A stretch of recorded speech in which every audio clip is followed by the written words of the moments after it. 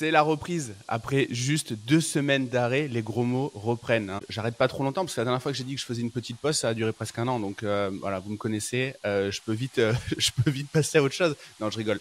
Non, c'est trop cool. Merci à tous pour vos retours sur l'épisode 100 des gros mots. C'était un plaisir d'avoir vos retours. C'était un plaisir de le tourner et un plaisir de le diffuser. C'était trop cool. Et d'ailleurs, Joël, on t'a vu dans l'épisode 100 en arrière-plan. Ouais, On a fait une merci. bonne petite soirée après ce podcast. Comment vas-tu, Joël? Très bien. Et ouais, très marrant de se voir derrière en maillot de bain. Merci beaucoup de m'avoir coupé. Tu sais, c'est le meilleur appel à l'action pour inciter les gens à aller voir Les l'épisode. gens Tu sais, bien. allez voir Joël en maillot de bain dans l'épisode des gros mots. Non, ça va, je suis loin. Heureusement. Mais non, ouais, c'était cool. Et puis se remémorer toutes les petites anecdotes. Il y en a une que j'ai vécue avec Yvan, là. Sur les Celle pubs.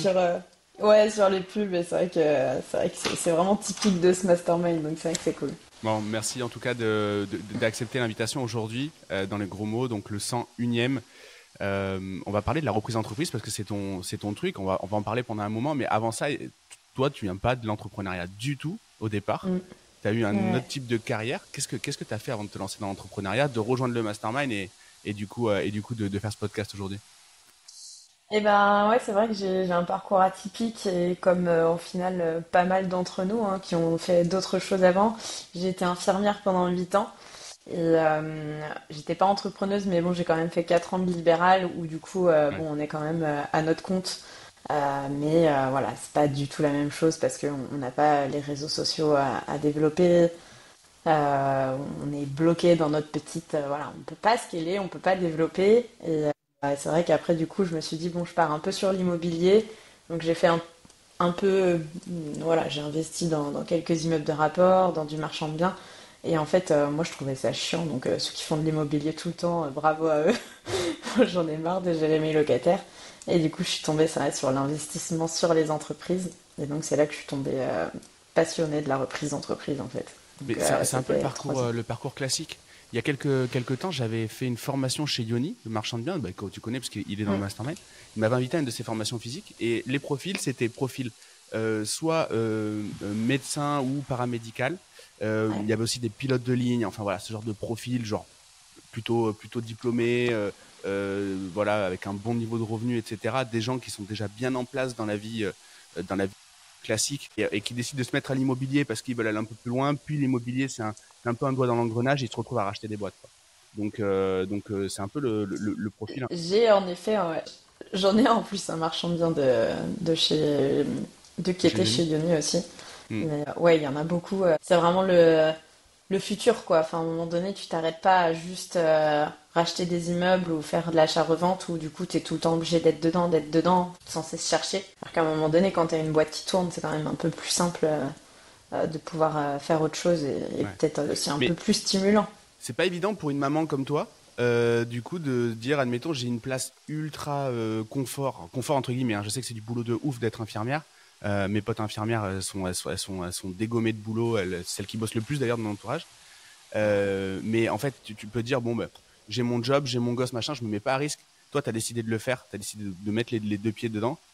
Ouais. Et c'est pas forcément évident pour toutes les nanas. Moi, j'accompagne pas mal de filles en individuel, dans l'incubateur aussi. On avait beaucoup de filles, on avait quasiment 70% de filles qui lançaient leur projet d'entreprise. Et au final, il y en avait beaucoup qui arrêtaient en chemin parce que les contraintes de la vie et que pour une meuf, c'est pas tout à fait Ouais. aussi facile que pour un mec. Même si je suis pas le plus grand féministe, vous le savez, les amis, il y a quand même des réalités.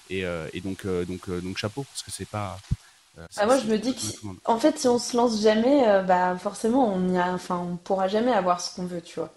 C'est pas comme si tu te disais, bah demain, je sais pas, je rêve de ça, bah en fait, mets les choses en place pour y arriver. Et oui, il y a peut-être des sacrifices, mais en fait, derrière moi, ce que je veux, enfin, j'ai pas, déjà, c'est une passion, donc j'ai pas l'impression de faire des sacrifices aujourd'hui quand je bosse. Hmm. Euh, et j'arrive toujours quand même, je reste entrepreneuse, donc j'arrive à trouver du temps. Avec mon fils, je me dis, bon, bah ok, là, je l'ai mis toute la semaine au centre aéré. J'aurais très bien pu le prendre toute la semaine avec moi, mais non, je préfère être focus toute la semaine, bosser ma journée, le récupérer à 17h. Voilà, de 9h le matin, je profite un petit peu. Le soir, je profite vraiment. Et à 20h30, bah, la réalité, c'est que quand je le couche, en fait, je retourne bosser. Ouais, Et il y a toujours des trucs à faire, mais j'aime bien ça, en fait. ouais. Et quand il faut que je sorte, et voilà, tous les mercredis soirs, bah, j'ai envie de sortir, je sors le mercredi et Ouais. je profite autrement, quoi. Ben, je trouve ça trop bien et c'est un vrai modèle. Les nanas, allez entreprendre, racheter des boîtes ou acheter de l'IMO, mais en tout cas faites des trucs parce que Mm, c'est important aussi. Trop cool. Merci Joël. carrément. Et du coup, aujourd'hui, on va parler de la reprise d'entreprise. T'as découvert ça comment toi? Comment ça t'est venu? Ça m'est venu parce que je suis tombée sur un livre sur l'investissement en reprise d'entreprise. Tu sais, aujourd'hui, on dit de diversifier ton patrimoine sur l'investissement, d'avoir les quatre piliers.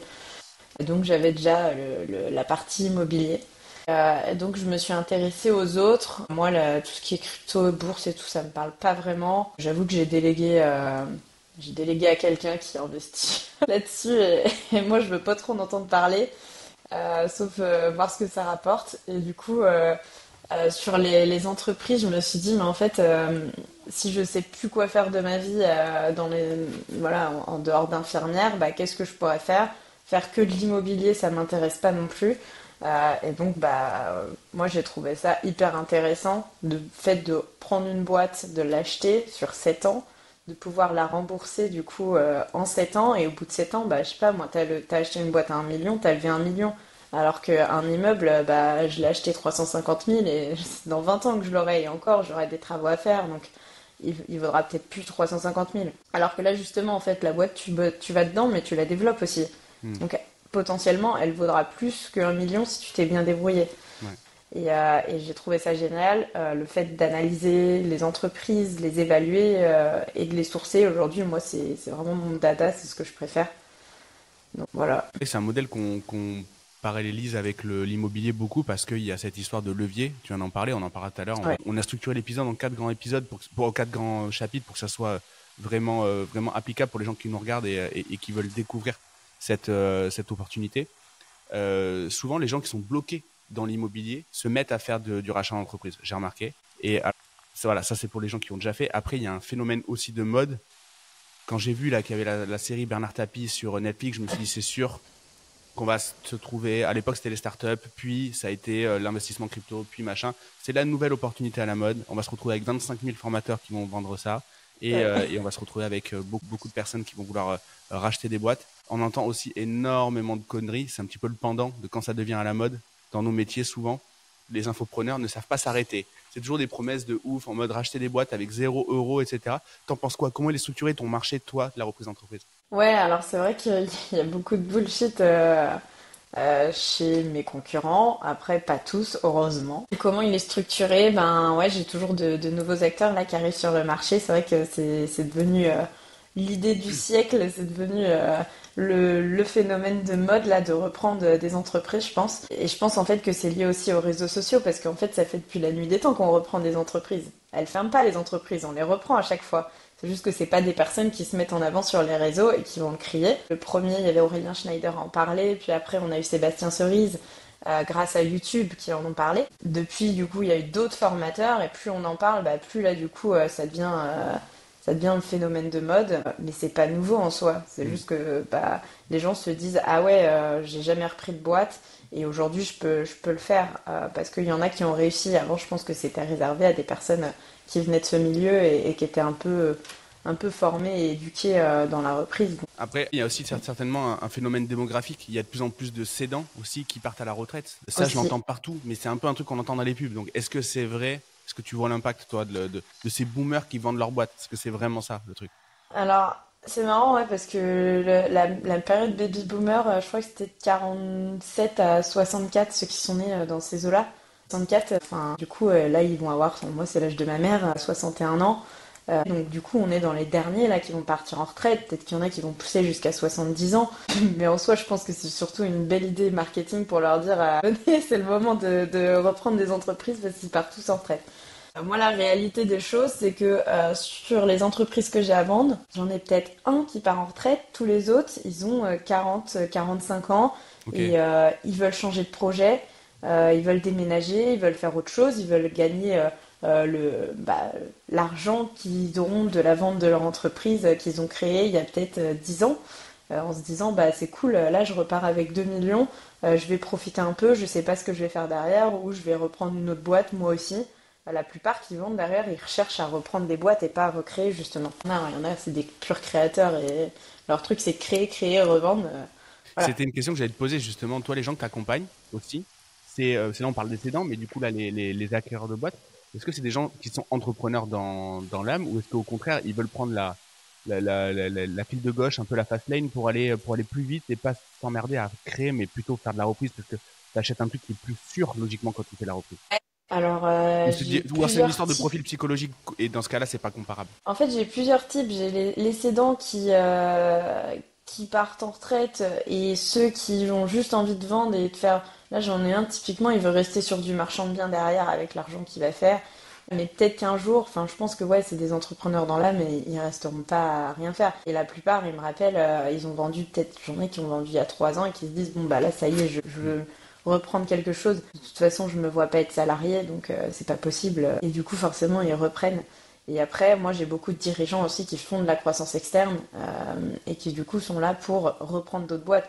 Leur but, la plupart, Tu peux expliquer le ouais, ce que concept de c'est. croissance externe, ouais, s'il te plaît? La C'est hyper croissance intéressant. externe, du coup, c'est des dirigeants qui rachètent des entreprises, soit du même secteur d'activité, soit qui sont en lien avec leur entreprise, pour faire un groupe d'entreprises et donc avoir plus tard un plus gros groupe à vendre ou avoir des activités en lien. Par exemple, le maçon, il va racheter le carreleur, comme ça, bah, quand il vend la maison, bah, il peut leur proposer aussi aux mêmes clients de faire le carrelage dans la maison et ainsi de suite. C'est le modèle de toutes les grosses boîtes du luxe. C'est ça. J'écoutais un truc sur Finari là il y a pas très longtemps sur Pinot. Pinot en fait c'est exactement comme ça qu'il a fait sa croissance. C'est pas en scalant ses boîtes, c'est pas en scalant ses boîtes en vendant Exactement. mieux ses produits, c'est en faisant de la croissance externe. Si on regarde Havas, Publicis, etc. Leur boulot c'est pas que de faire de la pub, c'est aussi de racheter des agences quoi. Tous les plus gros en France aujourd'hui, ils ont réussi en faisant de la croissance externe, hein. Mm. Au final, tous ceux qu'on regarde, Bernard Arnault, il a racheté toutes les boîtes autour. Il les Ouais. a pas construites. Et quand tu les rachètes, plus tu en rachètes, plus tu arrives à faire un groupe, plus tu fais des économies de coûts. Et donc, plus c'est rentable en fait de racheter d'autres groupes. C'est comme si tu t'achetais du chiffre d'affaires demain en supprimant des coûts parce que tu vas peut-être pouvoir supprimer les assistantes qui font la même chose à mi-temps Oui. dans deux endroits différents. Tu vas pouvoir faire des économies sur le loyer, sur un local, enfin, sur plein de choses en fait. Et dans les mythes, en tout cas, j'écoutais un truc aussi sur Finari, je crois avant-hier. J'écoutais Patrick Drahi, à groupe Altis, qui a repris SFR et plein d'autres acteurs. En fait, il est monté à 50 milliards de dettes. C'est juste énorme. Il était la quatrième fortune française, première fortune israélienne. Et en fait, bon, là, c'est un peu en train de se casser la gueule parce que les taux d'intérêt ont augmenté et puis la croissance a baissé de sa boîte. Mais lui, en fait, il utilise le LBO, on en parlera peut-être tout à l'heure. C'est-à-dire qu'il finance ça avec de la dette. C'est-à-dire que la boîte qui l'achète finance le crédit, finance son propre crédit. Et donc, et comment il va trouver l'argent qui débloque ça? En coupant des coûts, justement. Donc, il a intérêt toujours en fait, à continuer les rachats, parce que plus il va racheter, comme tu disais, plus il va mutualiser ses charges fixes. Et c'est un modèle, c'est un peu la roue du hamster, il peut pas s'arrêter, mais c'est un modèle ultra puissant, quoi. Ouais. Mais c'est pour ça qu'on en parle aussi de plus en plus, parce qu'au final, moi j'ai pas mal de dirigeants qui me rejoignent parce que ils ont cet espoir de faire un groupe, quoi. Et c'est faisable, surtout quand tu as déjà une boîte, c'est plus facile de reprendre. Mm. Les banques, elles te font confiance. Si ta boîte tourne bien, attention, hein, si t'as une boîte qui est... Déjà, si t'as planté ta boîte, t'es interdit de reprendre. Enfin, personne te Ouais. prête.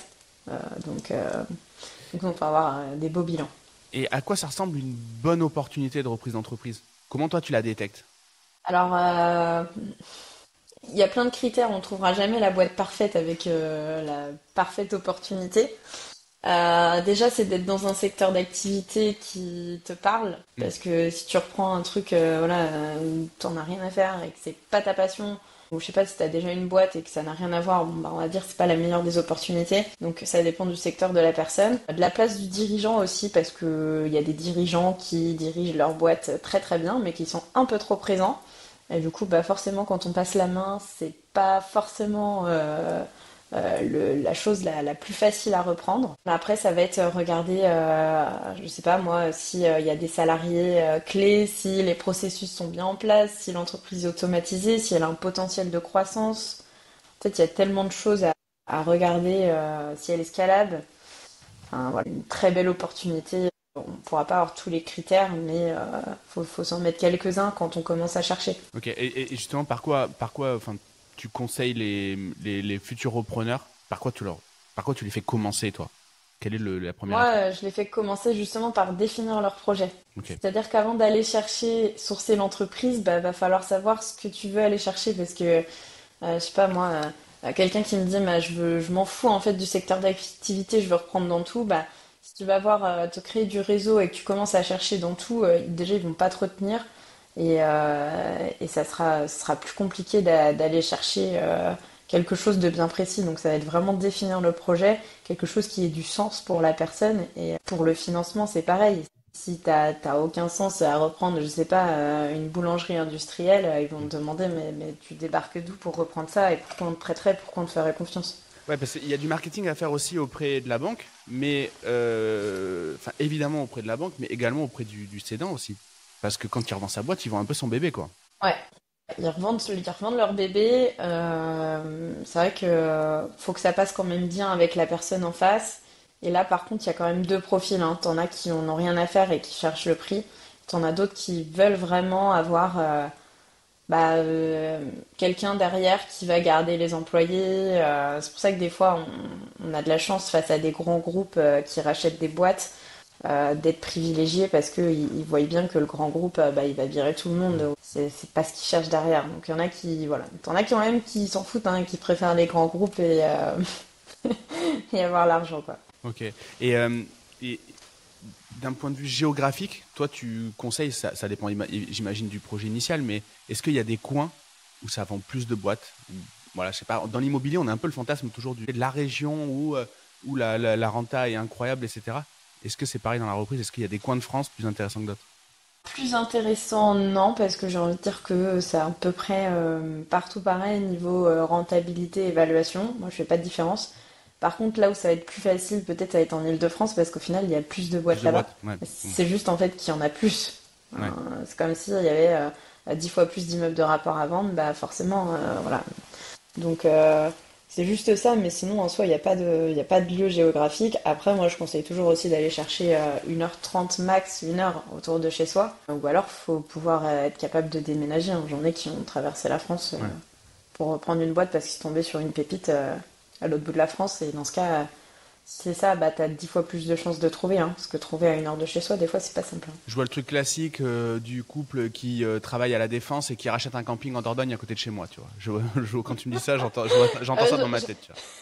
J'en ai eu un couple ouais, en Île-de-France qui a racheté un château, enfin c'est pas un château mais une très très belle demeure dans une belle ville en Bretagne, là pas loin de chez moi, qui a fait un super hôtel, super petit café, hôtel, tu vois, truc Ok. sympa quoi, salon de thé. Mais oui, typiquement ça c'est ce Je, genre je vois de...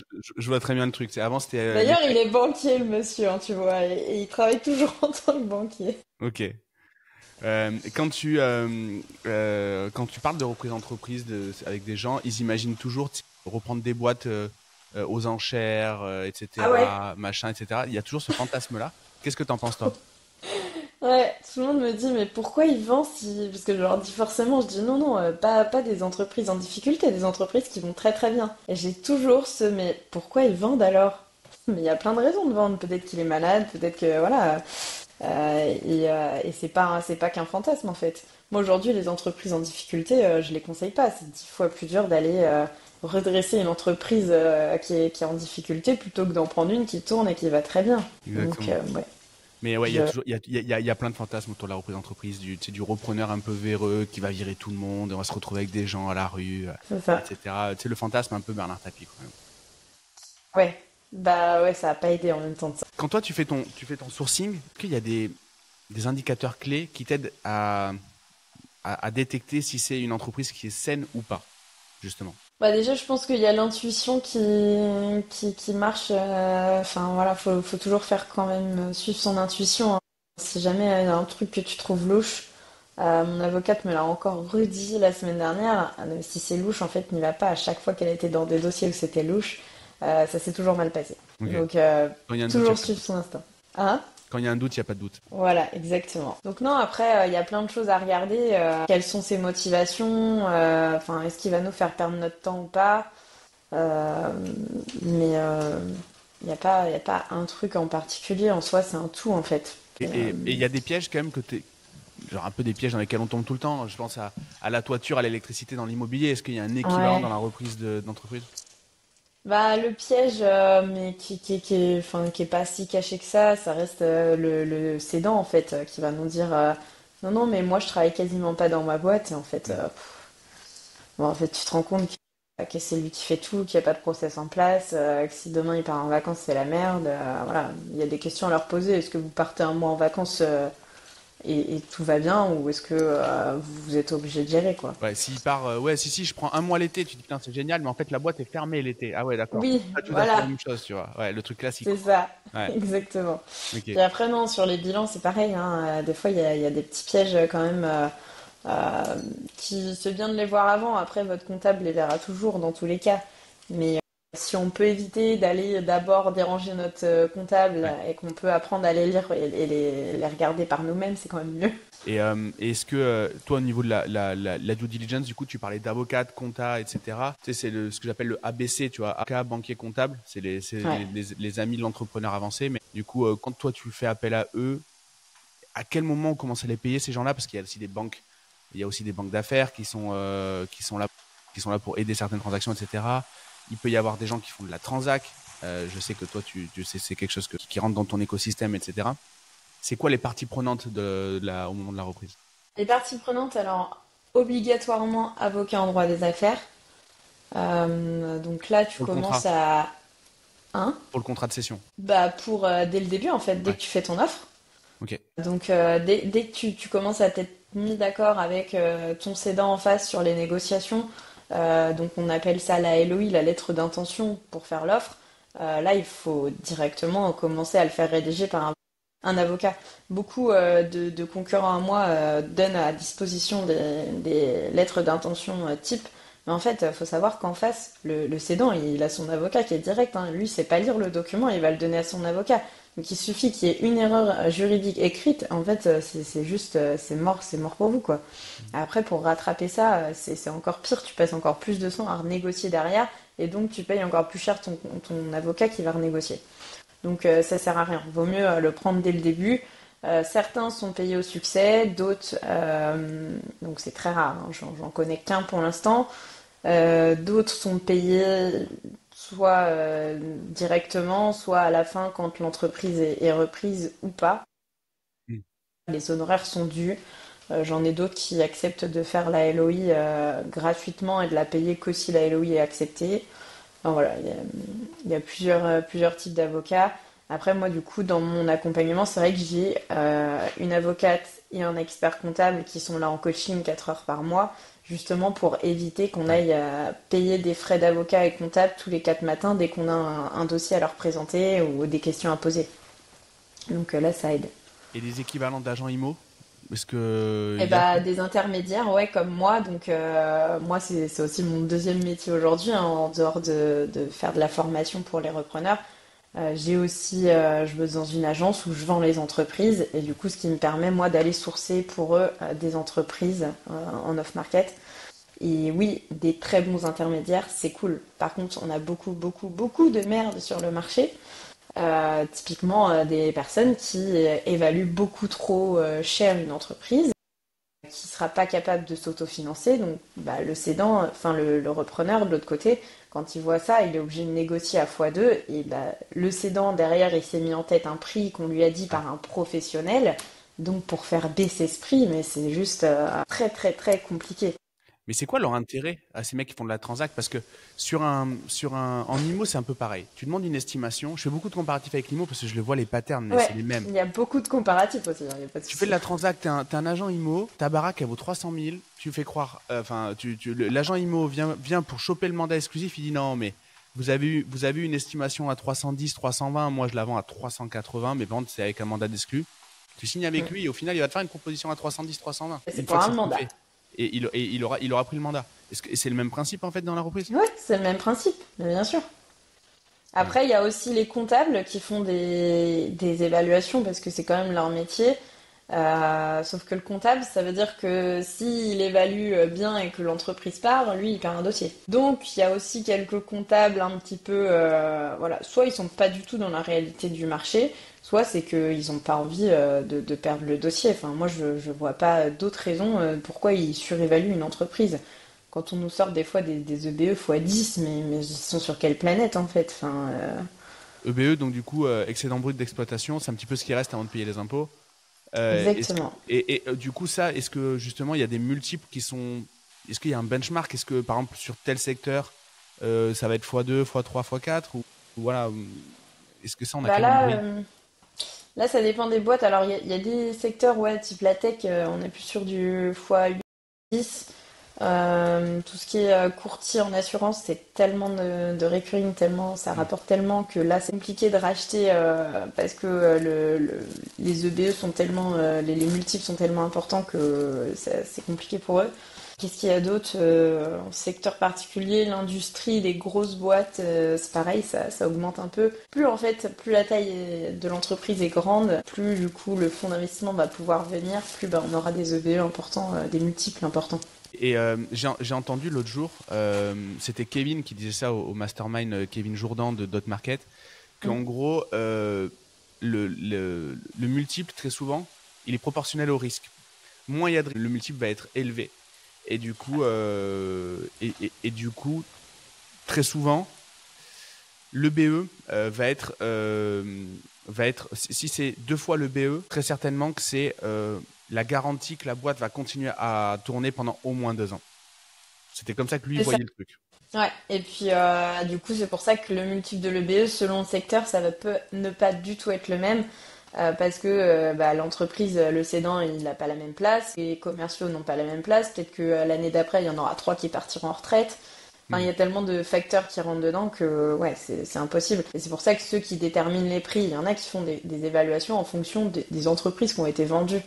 Mais enfin dans le même secteur Ah d'activité, oui, en c'est mode juste pas ouais, possible de faire benchmark. ça. Ça n'a aucun sens. Hyper intéressant. Et du coup, tu parlais tout à l'heure de off-market. Est-ce que tu peux définir ce que c'est? Parce que du coup, toi, Ouais. tu bosses avec des trucs off-market. Mais du coup, comment tu fais?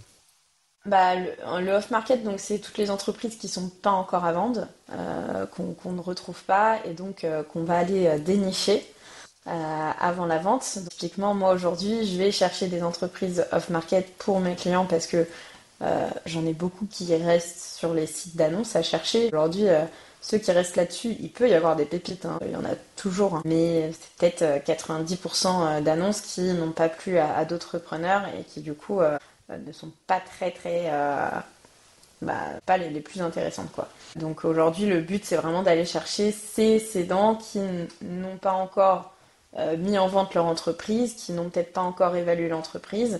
Donc moi j'arrive vraiment avant. Quelques-uns ont tenté de vendre il y a 3 ans et du coup qui reviennent sur le marché et c'est hyper intéressant d'avoir des entreprises comme ça pour être en avant-première quoi. Ouais. Et on peut faire une proposition pour une entreprise qui n'est pas encore justement sur le marché ou le cédant. Voilà, je sais pas. Bon, j'ai même pas. J'ai une boîte, j'ai même pas l'idée de la vendre, mais on me fait une proposition pour une proposition de rachat. Ça arrive, ça? Ce qui est compliqué, c'est qu'en fait, on va avoir besoin de certaines informations, tu vois, pour faire ton prix. Donc, Je si pensais à t'es un concurrent vraiment, notamment, un concurrent qui peut connaître un petit peu mon domaine ouais, d'activité. faut vraiment être, enfin voilà, faut quand même connaître son chiffre d'affaires, sa Hmm. rentabilité, comment il fonctionne, pour pouvoir lui faire une proposition. Mais je suppose que oui, c'est pas Facebook avec Instagram qui avait fait un truc Ouais, comme si, si, ça. il y en a plein. Dans la tech, c'est un truc qu'ils font souvent, hein. Ouais, ouais, voilà. Donc, oui, je suppose que oui, ça arrive. Alors, moi, je le vois pas parce que je pense que ça passe pas par moi, du coup. Mais Hmm. c'est quand même très rare, hein, parce Ouais. que si la personne n'a pas l'intention de vendre, elle reste fermée. Ou alors, voilà, ils attendent un prix vraiment énorme pour se dire, ok, là, du coup, je suis ok pour vendre. En tout cas, tout ça, c'est possible que si on a de l'argent pour reprendre. S'il y a un truc à racheter, il y a forcément de l'argent. C'est quoi toi aujourd'hui, tu utilises quoi comme levier financier? On a entendu plein de trucs. On parlait tout à l'heure, bon, des boîtes qui valent 1 euro à la reprise chez l'huissier. Bon, ça, on y croit. Enfin, chez le mandataire judiciaire. Bon, ça, on y croit pas trop. Il y a C'est aussi ça. l'histoire du crédit vendeur. Ça, c'est aussi un fantasme marketing qu'on voit partout. Toi, t'en penses quoi du crédit vendeur? Fantasme ou réalité d'ailleurs? Fantasme.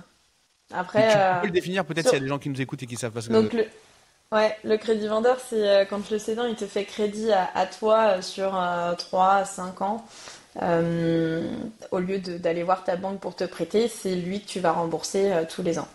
Passer 20-30% au crédit vendeur, ça se fait. Jusqu'à 50%, j'ai envie de dire.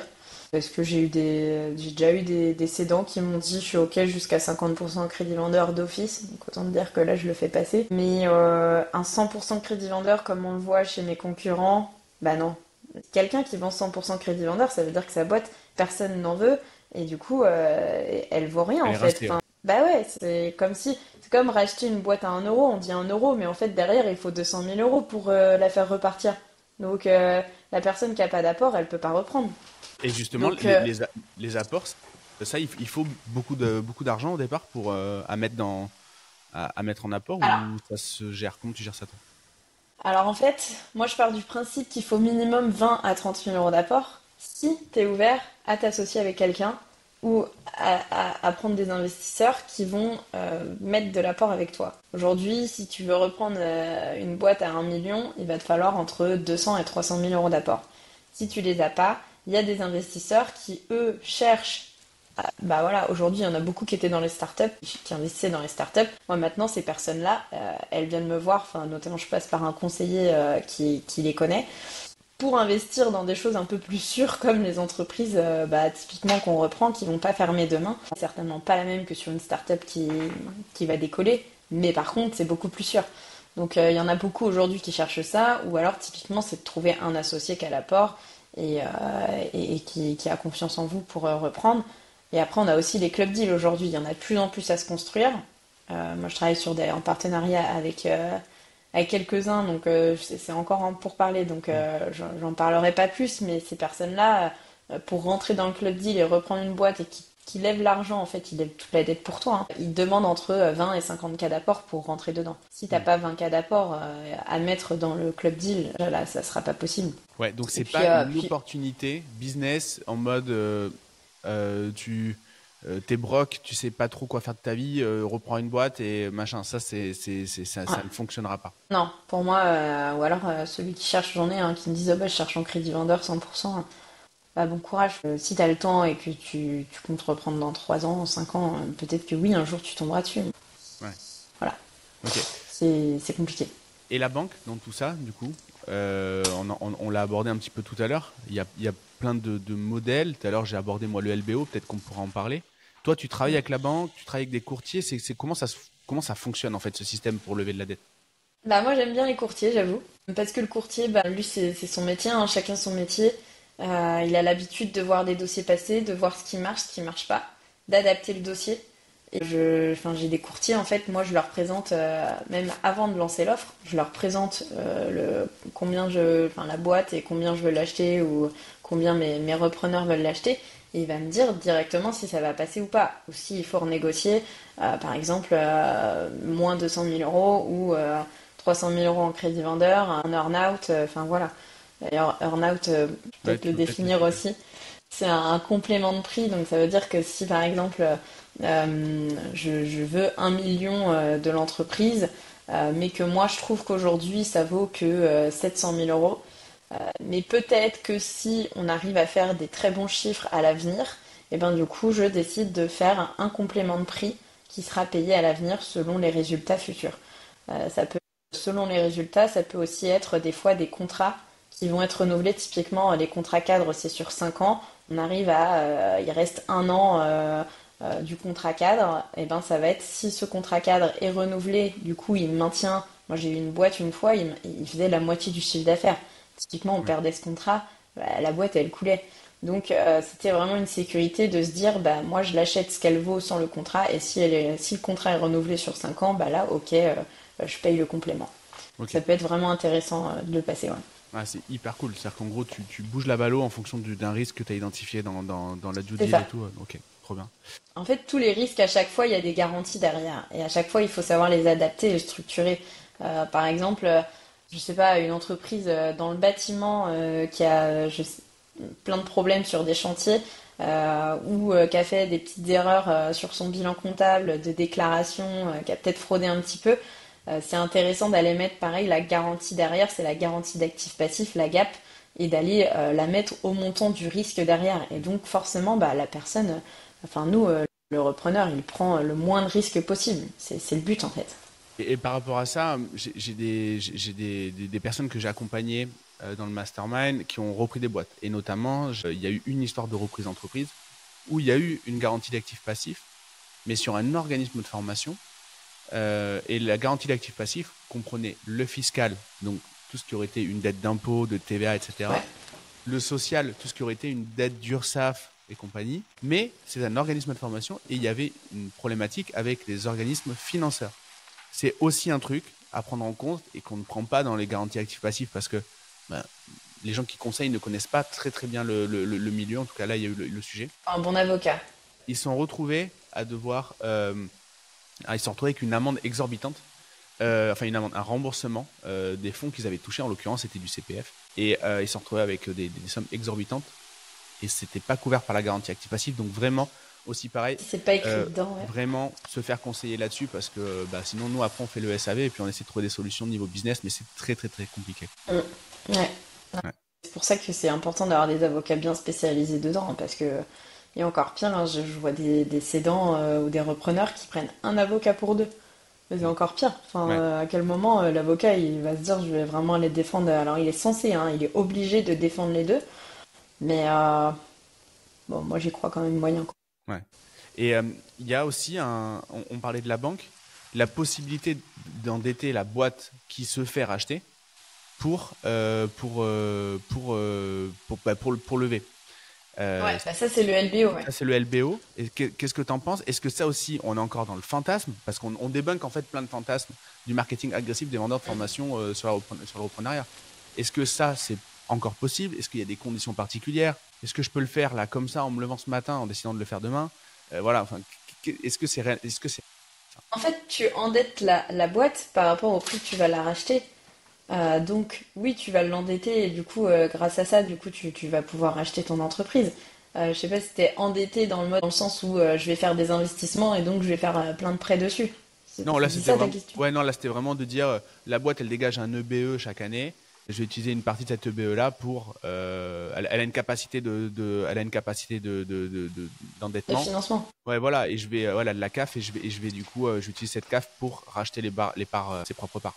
Ah ouais, ça c'est un peu un mythe. Moi, après, ta boîte, quand tu la rachètes, elle s'autofinance de toute façon. Donc oui, ta banque, elle va financer ce rachat et grâce à ça, du coup, forcément, le BE, la CAF va rembourser. S'il reste un peu plus de CAF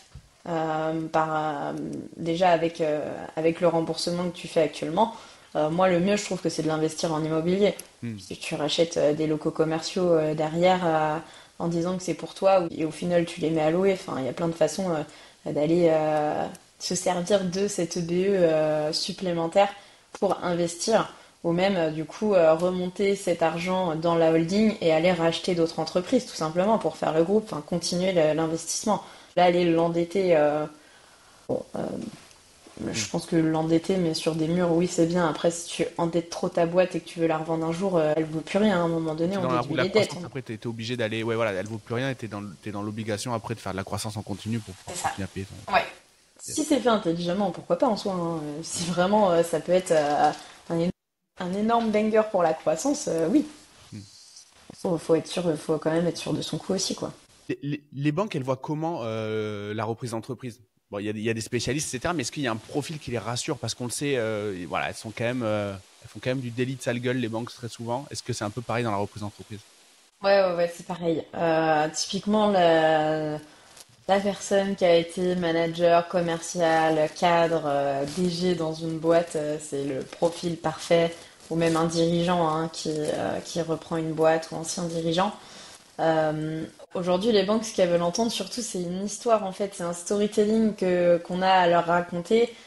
Pourquoi tu as envie de reprendre la boîte? Ce qu'elles regardent, c'est vraiment le porteur de projet, quoi. C'est pas juste les chiffres, la CAF, donc la capacité d'autofinancement de la boîte, l'avenir de la boîte, les 3 derniers bilans. Bien sûr que c'est un tout, mais ça va être aussi le porteur de projet, quelle est sa capacité à gérer une boîte, à gérer les problèmes, gérer les conflits, manager les personnes qui sont dedans. Euh, c'est vraiment du storytelling pour se mettre en avant et que ça fasse du sens, tu vois. C'est pas genre je me suis levé demain et j'ai envie de reprendre cette boîte. C'est vraiment créer une histoire. Et là-dessus, justement, le courtier, des très bons courtiers, ils accompagnent justement à ce storytelling pour se préparer avant d'aller les rencontrer. Et, Mais c'est pareil après pour les investisseurs. Tu vois, moi, j'accompagne aussi les personnes à aller voir les investisseurs. Donc, tu vas faire un dossier à la banque, ça sera pas le même pour l'investisseur, ni pour le dossier à la redressement judiciaire. Et donc là, à chaque fois, va falloir adapter ton discours en fonction. est-ce qu'il y a des boîtes qui sont reprises avec une stratégie déjà de revente?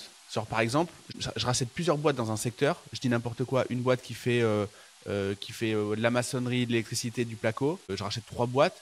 J'en fais un groupe.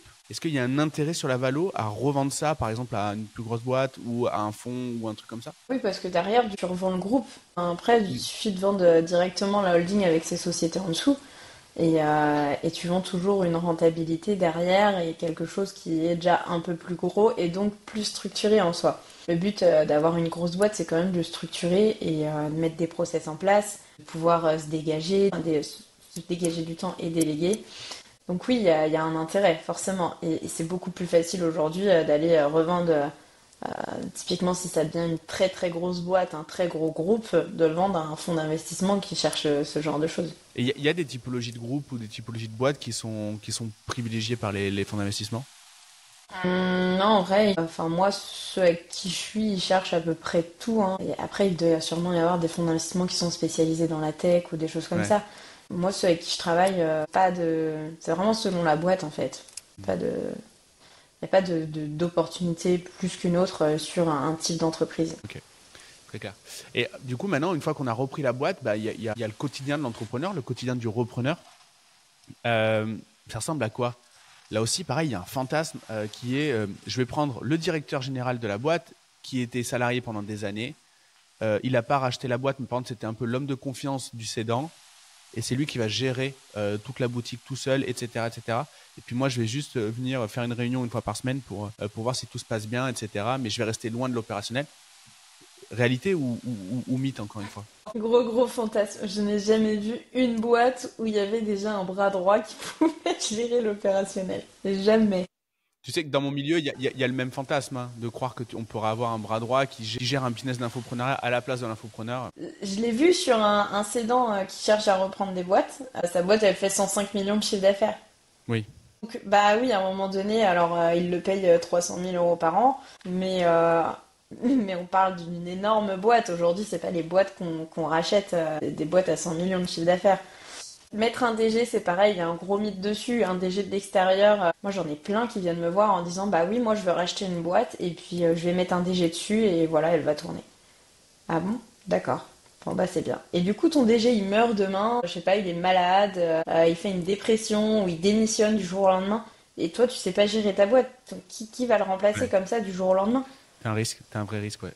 Et, Ben, et, et, c'est énorme le et risque. quand on dit ça, parce que je vois déjà les commentaires, c'est possible de trouver une boîte qui a un DG qui gère. C'est juste qu'on l'entend Bien beaucoup sûr. trop dans les promesses marketing, que en fait, ça va être évident de trouver ça. Donc non, peut-être qu'une fois sur 100, une fois sur 1000, vous allez avoir quelqu'un qui fait l'affaire, mais méfiez-vous des promesses où on va vous dire que quelqu'un va gérer votre boîte à votre place. Gérer sa boîte, c'est le boulot de l'entrepreneur. Promener son chien, c'est votre boulot aussi. Et coucher vos gamins aussi, pareil. Ça, personne ne pourra le faire à votre place. Je le dis dans mon domaine, mais dans ton domaine de la reprise d'entreprise, je pense que c'est vrai aussi. Le fantasme d'avoir quelqu'un qui fera les choses à ta place parce qu'il n'a pas eu le courage de les faire lui-même, ça, je l'entends partout, mais je pense que c'est du bullshit. Moi, je pars du principe que pourquoi pas en soi, si jamais, de toute façon, quand tu reprends une entreprise, pour moi, tu vas minimum 6 mois dedans Oui. pour t'imprégner de la boîte, observer, connaître tes équipes, voir son fonctionnement. Et pourquoi pas, si tu as envie de mettre un DG, moi, je pars toujours du principe, quand j'évalue une entreprise, je pars du montant du futur salaire d'un DG. Oui. Donc, c'est-à-dire que je prends à peu près 70 000 € à l'année pour mettre quelqu'un à la place dès qu'on arrive dans l'entreprise. Pourquoi pas, je me dis, tu prends ta boîte, tu recrutes ton DG, tu le formes en même temps que toi, parce que là, il y a la transmission avec le cédant, et le cédant, il te transmet à toi et à ton DG, à ton bras droit. Et toi, tu auras toujours, enfin, j'ai envie de dire, s'il y a un problème sur les chiffres, quelqu'un, enfin, c'est toujours toi qui es responsable, en fait. C'est clair. Je me dis, t'as au moins une demi-journée, au moins un passé, et au début, 6 mois, quasiment temps complet dans ta boîte. C'est pas possible d'arriver comme ça et de dire, bah moi je refile le bébé. Et quand on arrive dans une boîte, comment on se crée une légitimité auprès de l'équipe? Parce que, tu vois, moi, si demain je rachète un resto, je sais même pas faire cuire, je sais même pas faire bouillir de l'eau, tu vois. Donc, au moins, c'est réglé, je vais pas savoir faire. Comment je peux être légitime auprès de l'équipe, auprès des serveurs, auprès des cuistots, de l'équipe, etc. Pour pas passer pour Ah, un pour moi, gros. je pense que, enfin, il n'y a pas le choix, c'est les écouter, quoi. À partir du moment où tu écoutes tes équipes et que tu les considères, je sais pas, s'ils ont des requêtes pour améliorer ou voilà, des conditions à améliorer de travail ou quoi, c'est vraiment gagner leur confiance et les écouter pour se dire au final que tu es légitime. Est-ce que tu remarques qu'il y a une sorte de solidarité un peu chelou avec l'équipe, avec l'ancien cédant? Genre en mode non mais en fait c'était mieux avec Bernard, au moins lui il m'écoutait, lui je lui faisais confiance, je sais pas quoi, toi je te fais pas confiance parce que t'es le nouveau repreneur. Est-ce que tu remarques ça? Non, en vrai, je pense qu'ils sont plus intelligents que ça, hein, y a pas de... Sachant que généralement, on dit que voilà, il y a la transmission à faire avec le cédant, donc il te transmet toutes les choses à savoir sur l'entreprise. Plus il est dedans, plus c'est compliqué quand même de passer la main parce que justement les salariés savent pas trop vers qui aller. Est-ce que c'est toujours c'est le nouveau que je dois aller voir? Est-ce que je vais toujours voir mon ancien patron quand j'ai une requête à faire? Donc c'est vraiment un sixième, enfin tu vois, t'as vraiment des experts qui sont là pour faire justement cette transmission cette transition et ce changement parce que ouais c'est un travail à vraiment il faut pas se louper quoi. T'as Hmm. pas le choix. Si jamais tu perds la confiance de tes équipes, derrière, c'est Ouais. compliqué de le rattraper. J'avais visité un immeuble à Bergerac où en plus j'étais jeune, je dois avoir je sais pas 25 balais, un truc comme ça. La locataire qui était dedans, quand on était rentré avec l'agent IMO, le propriétaire et tout, elle était toute flippée en mode, moi, vous allez pas me virer. Et moi, j'ai dit, bah non, madame, au Ouais. contraire, il faut surtout pas partir parce que sinon, l'immeuble a beaucoup moins de valeur si vous êtes plus là parce qu'en fait, bah moi, j'ai pas les moyens de payer l'immeuble tout seul, donc je vais compter sur le fait que vous remboursiez enfin, vous payez des loyers pour que je puisse rembourser mon crédit et tout. Elle était giga rassurée. Mais en gros, il y avait le fantasme, tu sais, du repreneur qui va virer tout le monde. Tu sais, j'allais pas faire un parking, tu vois, avec l'immeuble, tu vois. Ouais. J'imagine un peu la même situation dans le reprenariat. Bah, et c'est même pas, ouais, le fantasme de il va virer tout le monde. Alors, je pense que, bon, ils se le disent un petit peu, mais enfin, c'est pas compliqué à rassurer. C'est plutôt, tu sais, normalement, on doit prévenir 2 mois avant la Oui. session minimum, dans la loi Hamon, les salariés comme quoi l'entreprise va être vendue. Et ça, c'est jamais fait. Donc, on fait signer une décharge à ces personnes peut-être une semaine avant la vente pour leur Wow. dire, bah voilà, ça y est, l'entreprise est vendue. Parce que, en fait, on a beaucoup de personnes, quand on leur dit ça va être mis en vente, qui démissionnent Wow. et qui se barrent. Et du coup, pour limiter la casse et éviter ce risque que les salariés paniquent, on les prévient vraiment en dernier moment. Peut-être qu'à l'inverse, aussi, tu vois, ils ont peur du changement et ils se disent, bah, du coup, je vais aller voir ailleurs. Alors que, ouais, sûrement que c'est des idées reçues qu'ils ont, bah, il va me supprimer toutes mes primes, enfin voilà. Alors que un bon dirigeant, quand il reprend, justement, il met en place les primes pour fidéliser tous ses salariés et il les Et supprime ça, pas, quoi. justement, on peut le mettre dans le contrat. Parce que si on rachète une boîte et que l'équipe s'en va, ça peut être une clause libératoire ou... Non, tu n'y peux rien. Ok, ok, ok. Si C'est vrai. jamais il se barre avant, t'as toujours un moyen de sortir, hein. Si jamais ton plus grand salarié clé il part avant que tu signes, une fois que tu as signé, si tes équipes elles se barrent, c'est pour ta pomme. Là t'as pas de garantie là-dessus, hein. Ok. C'est C'est pour ça que souvent on met des petites clauses où ça peut être le salarié clé, on va lui proposer un pacte d'associés participatif. Donc ça veut dire que on lui file 5% de la boîte, il sera associé, mais que participatif. C'est-à-dire que si demain il part, bah, il est obligé de les rendre. Ok, Donc d'accord. ça les Ouais, une incite un sorte de petit peu. BSPCE, un truc comme ça, quoi. Ouais, c'est ça en fait. C'est marrant, j'en parlais avec un investisseur, enfin quelqu'un qui crée des club deals, et il connaissait pas. Et du coup, nous, c'est le premier truc Hmm. auquel je pense et que j'essaye de faire passer si jamais j'ai des salariés clés dans la boîte. J'ai vraiment pas envie qu'ils partent pour pas faire couler la boîte Ouais. parce qu'ils ont un savoir-faire énorme. C'est le pacte d'associés participatif. Tu leur proposes 5-10% des parts et ça te rassure toi et ça rassure la banque, ça rassure les investisseurs, ça rassure beaucoup de monde. Ok, trop bien. C'est super, super pépite. Et est-ce qu'il y a des KPI clés qu'il faut suivre sur les 6 premiers mois que toi tu recommandes vraiment, sur lesquels tu penses qu'il faut être vigilant? En gros, déjà, je pense que ça va être tout ce qui est stabilisation, tu vois. Est-ce que ça continue Ouais. en bonne voie ou est-ce que ça chute, donc le chiffre d'affaires, la marge, est-ce que les clients sont toujours là, est-ce qu'ils sont partis, tu vois, les fournisseurs, c'est pareil hein, en soi. Donc ça à vérifier aussi en amont dans l'audit.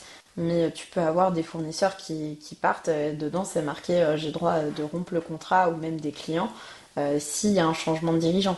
Ouais, des banques aussi, hein. Changement de RBE, enfin changement des bénéficiaires affectifs, ça peut être aussi une clause sur Les certains banques, crédits de remboursement anticipé, je crois. ouais, de toute façon tous les contrats sont vraiment à regarder Ouais. à la lettre. Ouais, si les équipes suivent bien, est-ce qu'il n'y a pas trop de démissions, de turnover, quel est le cash dispo, le BFR, enfin Ouais. voilà, Ouais, par vraiment rapport à observer en fait, N-1 avant. observer s'il y a une chute ou si une chute du Ouais, truc. Ouais, donc peut-être ouais. là, c'est au départ. Moi, je me dis, quand tu reprends une boîte, que tu es au début, peut-être que tu as été salarié, tu étais cadre, etc. Peut-être un peu frustré parce que ton patron ne te laissait pas faire ce que tu veux. Tu reprends une boîte, le premier truc que tu as envie de faire, c'est de tout changer, quoi. C'est le truc à pas faire Ouais. justement. Parce que sinon, tu sais plus ce que tu observes, quoi. Non, mais clairement. Enfin, à un moment donné, il faut se laisser le temps aussi d'observer. C'est cool, hein. On sait qu'on a envie d'évoluer la boîte et de faire du changement et de la développer. On dit que les 100 premiers jours, de toute façon, c'est les 100 premiers jours du plan d'observation. Et c'est pas pour rien. Ouais. Après, j'en connais un qui avait repris un restaurant et il le savait. On dit très bien qu'il faut pas changer les équipes, virer un tel et tout. Sauf qu'en fait, il y avait des vrais moutons noirs dedans. Ouais. Vraiment qui faisait peur au troupeau, tu vois. Et donc il m'a dit, bah en fait j'ai fait tout ce qu'on m'a dit de pas faire, de virer, de recruter d'autres personnes. Et enfin, il regrettait absolument pas parce que Ouais, il avait aujourd'hui identifié ça le. fonctionnait. Ouais, voilà, ça fonctionnait beaucoup mieux comme ça, quoi. Ouais, bien sûr. Des fois il y a des choses, voilà, c'est du ressenti aussi. Il y a d'autres erreurs comme ça que tu identifies comme des erreurs un peu critiques du débutant. Ouais, c'est vouloir tout changer, vouloir mettre un DG direct comme on a dit. Ouais, Je sais pas. vraiment ça, ouais. Ok. Ok, très clair. Mais en tout cas, c'était top. On a démonté pas mal de mythes. Je viens de réfléchir au titre de l'épisode. On va pas très certainement tourner un truc autour de ça. Euh, Est-ce qu'il y a quelque chose qu'on a oublié de dire concernant la reprise d'entreprise? Je sais pas, aujourd'hui, moi je trouve que c'est vraiment voilà, un 360. Il y a quand même plein d'erreurs qui peuvent être faites. Enfin, j'en ai vu vraiment qui se sont plantés avec des reprises. Typiquement, ça va être le salarié qui a repris l'entreprise de son patron. Il a eu le comptable qui lui a dit tu payes trop cher, le banquier qui lui a dit tu payes trop cher. Il a dit non, non, j'y vais. Il a eu son prêt et au final, moi derrière, ils sont venus me voir parce que bah, voilà, il était un peu dans la merde pour payer. Il pouvait plus sortir de salaire ni rien. Ah ouais. Donc, j'en ai beaucoup qui pensent en fait que c'est simple et que demain on reprend une boîte comme ça. Et en fait, il faut quand même se former un minimum. Il faut avoir les bases de l'évaluation, du sourcing, de toutes les questions à poser sur tous les pièges qu'on peut avoir. Et en fait, ça vient avec l'expérience aussi, quoi. C'est vraiment juste. Voilà, les gens pensent que c'est vraiment très simple et parce que bah il y en a beaucoup qui le vendent aussi comme ça sur les réseaux, hein, que c'est simple de reprendre une entreprise. Et non, je pense que ouais, c'est un accompagnement très très très important qu'il y a à faire derrière. Et ouais, je pense que je clôturerai là-dessus. Toi, justement, comment tu accompagnes tes clients? À quel moment ils viennent te voir? Parce que tu as plusieurs casquettes autour de la reprise d'entreprise. En gros, Ouais. ton champ d'action, il démarre où? Il finit où? Bah, en fait, j'en ai qui ont déjà leur projet en tête et qui cherchent depuis un petit moment, qui étaient chez des concurrents, qui trouvent pas forcément de pépites et qui ont envie du coup d'autres choses. Donc moi, par rapport à ce que je propose, c'est du sourcing vraiment off-market. C'est un accompagnement 360. On a des séminaires, on a des coachings avec l'avocat, avec l'expert comptable. J'ai des partenaires financiers qui vont ensuite financer les entreprises. Donc c'est vraiment un 360 et soit ils ont déjà leur projet, soit bah non, ils viennent avant, ils ont envie de reprendre une boîte, j'en ai là, ils viennent de démissionner, ils ont rejoint, ils partent sur un an de chômage, cadre, ils étaient DG donc là on part sur voilà, qu'est-ce que vous voulez vraiment reprendre. Donc on va travailler sur le projet, c'est le tout premier module de ma formation, définir son projet. Et beaucoup arrivent avec un projet en tête et au final on a besoin de le redéfinir parce que c'est pas la meilleure façon pour enfin je sais pas, ils se disent bah moi je veux reprendre un truc qui est pas du tout dans mon secteur, moi je leur conseille pas du tout. Certains conseillent ça pour ne pas aller travailler dans l'entreprise, certains conseillent de reprendre une boîte qui n'est pas dans leur secteur d'activité par exemple. Ah, Sauf que d'accord. Ah derrière, oui. Ok, ah ouais, oui, en mode ouvrez-vous les yeux, pas, ouais, voilà, n'y comme ça connaissez tu rien vas comme pas tout le mettre monde. les mains. Voilà, ah ouais, Voilà. ouais, ok. Sauf que bah, derrière, la banque, elle va pas vous financer, ni l'investisseur, ni personne. Qui aura confiance en une personne comme ça? Ou alors, il faut une entreprise vraiment pas du tout technique, dans du service, par exemple, Ouais. ou une très grosse boîte, parce que oui, celui qui a racheté Peugeot, il a jamais monté une voiture, il sait pas fabriquer une voiture. Mais là, on parle des boîtes qui sont énormes. Hmm. Qu'aujourd'hui, toutes les boîtes en dessous de 2 millions font quand même connaître un petit peu bah, de quoi on parle, quoi. Ouais, bien sûr. Ouais, ça me semble, ouais. Ouais, Donc, ouais. l'ignorance comme stratégie, je parie pas dessus, en effet, ouais, c'est un peu bizarre. Mm. Non, Ok, essayez pas de reprendre un truc dont vous connaissez pas. Trouvez toujours. Après, j'en ai qui ont fait de l'immobilier et qui veulent partir dans le bâtiment parce qu'ils ont touché un peu aux travaux, qu'ils ont géré les travaux de leur immeuble et tout. Et oui, ça s'entend, il n'y a pas de souci. T'as pas besoin d'avoir fait 10 ouais, ans dans le bâtiment pour reprendre une boîte du bâtiment. Enfin voilà, faut avoir un minimum de jugeote, s'ouvrir au marketing, au commerce, enfin à l'IA. J'ai un coach en IA aussi parce qu'aujourd'hui, toutes les boîtes. Si on n'a pas d'IA dans une entreprise à l'avenir, là, ça va être très compliqué. Elles vont vraiment se faire bouffer, quoi. ouais, ouais. Très clair. Merci, merci Joël. Où est-ce qu'on peut te retrouver? Quel lien je peux mettre dans la description pour voir ce que tu fais? Eh bien, sur Instagram, c'est reprise.entreprise, tout simplement. Et sur LinkedIn, Joël Rivoal. Donc voilà, les deux où je suis le plus active, c'est ces deux liens-là, Trop bien, ces on deux fera réseaux-là. ça. Les amis, si vous êtes encore là au bout d'une heure, c'est que l'épisode vous a plu très certainement. N'hésitez pas à aller nous envoyer un petit message en DM, vous connaissez. Ça fera plaisir à Joël de recevoir vos messages. Moi, je réponds à tout le monde, donc ça sera l'occasion de savoir que l'épisode vous a plu parce que c'est un petit peu unidirectionnel le podcast. On diffuse, mais si on n'a pas de retour, on ne sait pas si on pousse dans la bonne direction. Et c'est vraiment moi un truc qui me fait chaud au cœur à chaque fois que je reçois un message. Très souvent, je les repartage en plus en story, en anonymisant un peu le truc et tout parce que ça motive d'autres personnes à le faire. Voilà. Là récemment, j'ai reçu plein de messages concernant l'épisode 100 et du coup, on a pu parler de vos projets, etc. C'est cool. Il y en a plein qui se bougent, qui lancent des projets, qui se posent des questions pour le faire ou qui sont en train de justement de scale des business. Donc, c'est trop bien. Félicitations. N'hésitez pas, du coup, si vous avez des questions, à interagir dans les différentes boîtes aux questions que je mets sur Instagram une fois par semaine, à minima maintenant. Et voilà, je crois que j'ai fait le tour. Merci Joël d'avoir participé à ce 100e épisode des Gros Mots. C'était un plaisir. Depuis le temps qu'on devait le faire, on l'a fait. Ouais, C'est trop cool. merci à toi et franchement, très fière d'être le 101e. C'est top. Tu es le Et une dalmatien petite des Gros pause Mots, là. c'est bien, bravo. Ouais, c'est clair. Bon, les amis, Joël, bonne journée et à très bientôt. Ciao, ciao. À bientôt, salut.